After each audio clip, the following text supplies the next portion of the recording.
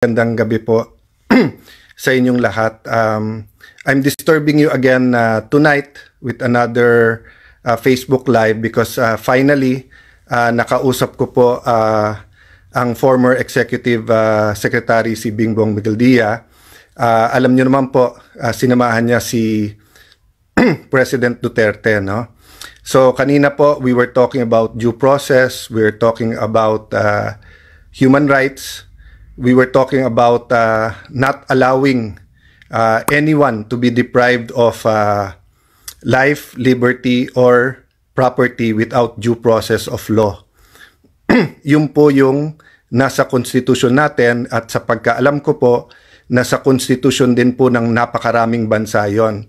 And when you talk about the ICC, it was basically formed so that meron international standard at accountability sa human rights. So let me be very clear po ha. Yung pag-uusapan ko po dito ay walang politika, basic human rights po ito. Okay? I will repeat myself. What I'm going to tell you tonight and the appeal that I'm going to make does not have to do with any partisanship, doesn't have to do with any politics, any partisan politics, any side. Basic lang po to na human rights. So sabi po ni former Executive Secretary Bingbong Migueldia, nasa eroplano sila at bago pa sila makarating nga sa Netherlands ay ginaranti sa kanila ng ICC na dadalhin diretso sa ospital si former President Duterte. Even yung medical po na kasama nila, ang exact words po na sinabi ni Kuya Bing, he's not in good condition. I won't interpret na, I'm just relaying the message. Ang sabi niya, he's not in good condition at dinagdag po ni former Executive Secretary Migueldia ay nag-shoot up yung kanyang sugar.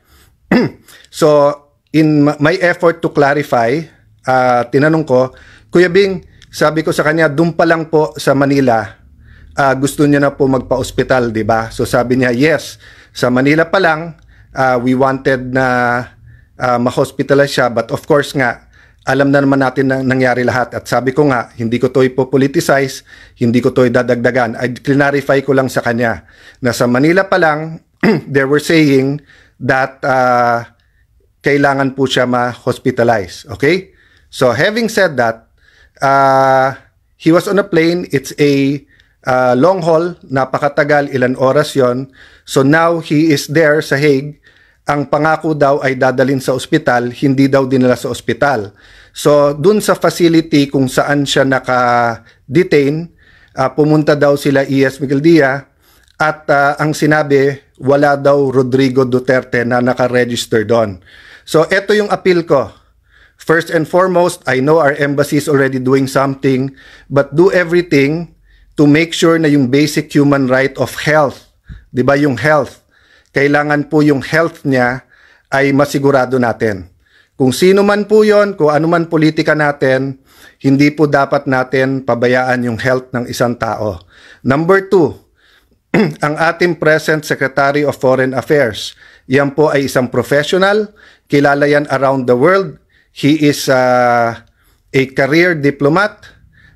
He was secretary twice, acting secretary twice during Duterte's time, extended. Yan po ay binigyan din ng break ni President Duterte, pero yan din po ay pinagkakatiwalaan ngayon ni President Marcos.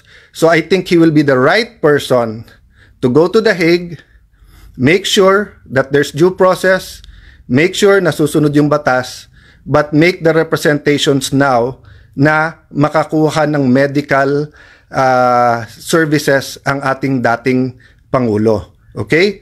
So, I will not add or subtract sa sinabi sa akin. This is my first time to talk to E.S. Bing, I think baka in a year or so, no? Hindi kami nagkakausap, but nagkaroon kami ng common friend na nandun, so tumawag ako to ask what we can do, at yun ang sabi niya, na immediately, please help that the former president will get medical attention, no? So I don't think may mawawala sa lahat sa atin, kayo man ay humahanga o kayo po ay hindi humahanga kay President Duterte to make sure that when a Filipino citizen ay kinuha sa ibang bansa na hindi nagkaroon ng chance na yung korte dito ang mag-issue ng warrant, ay to make sure that he's not deprived of life, of good health, di ba? So, I know some of you are thinking, what if hindi? Pero may mawawala ba na i-check up siya? Sabi nga daw sa kanya, sorry, so ito lang yung part na na-miss out ko at sabi ko nga hindi ko dadagdagan o babawasan. Ang sabi daw ni President Duterte kay E.S. Bing, hindi naman ako tatakas, haharapin ko to. So, you know, he's in a foreign country, lahat ng resources nandun sa ICC, hindi siya naman basta't makakatakas o makakaalis at haharapin naman niya to. So, you know, pakiusap ko lang po na basic naman na yung karapatan niya sa kalusugan ay respetuhin natin. So, baka pwede rin makiusap sa media. Alam ko may either stringers kayo or reporters din doon. I-verify nyo. Kasi yan po naman ay pinaabot lang naman po sa akin at nag-volunteer lang ako na sabihin yung mensahe. Bakit po?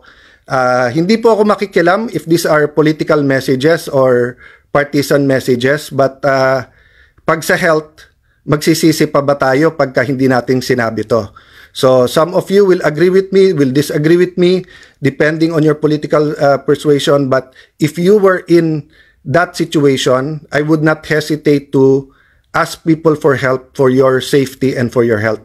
So yun lang naman po. And hinihingi ko sa ating media, sana nga po mabantayan, just to make sure po na yung pinaka-basic at yung kanyang kalusugan at katulad ng sinabi ng dating Pangulo, haharapin niya po yung mga kaso na ito. And then our embassy, kung yung 10 million Filipinos to 15 million peoples around the world at yung mga na-convict na nga ay tinutulungan pa natin, ano pa kaya yung presumed innocent who sacrificed for our country? So please po, don't allow po na may mangyari sa ating Pangulo dahil sa kapababayaan natin. And to ICC, no, I want to address myself to you. Your core value is the is the human rights. So if someone needs medical attention, can we not give that person medical attention? I know the human rights advocates and some extremists among that group is eyes on you. But isn't a medical checkup and making sure that he's okay basic human rights, di ba? So kung yan ang core values nyo sa ICC, I think you should you know, show the world that how you will treat detainees humanely and having a checkup when they arrive and giving them the proper attention is basic. So again, I'll just summarize, no? I talked to Executive Secretary Miguel Dia. Sabi niya, pinangakuan sila, they were promised that as soon as they get to the Netherlands, they will be brought to a hospital. This did not happen. He is not in touch right now with President Duterte. He went to the ICC facility and they said that there is no registry under the name of Rodrigo Duterte. I know for a fact na tumutulong yung embassy, but I think kailangan ng backup ito from the DFA, and I think we should ensure that every Filipino who's detained abroad will have tamang representation and yung kanilang kalusugan ay pinaka-basic. So thank you everyone. Good night and please continue to pray.